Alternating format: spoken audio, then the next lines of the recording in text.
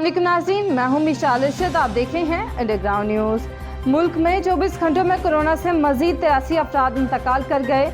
मजीद 1893 अफराद में corona virus की तस्दीक हुई।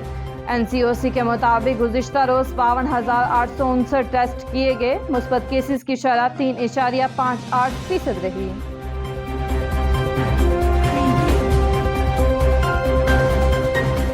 मुल्क भर के चेयरपर्सन तालीमी बोर्ड का सिर्फ इख्तियारी मज़ामीन का इम्तहान लेने पर तहफ़्फ़ुज़ात, 2 मज़ामीन पर नंबरों की शरह कैसे तय होगी? इस फार्मूले से लाख बच्चों का नुकसान होगा। पंजाब में पीर 7 जून से स्कूल खुल जाएंगे। सिंध हुकूमत ने ऐलान नहीं किया, बाज़ स्कूलों ने पीर से बच्चों को बुला लिया।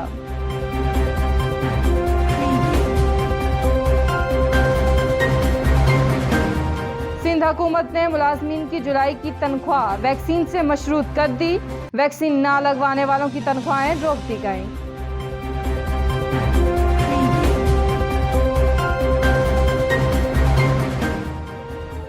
मजीद खबरों और अपडेट्स के लिए देखते रहिए अंडरग्राउंड न्यूज़।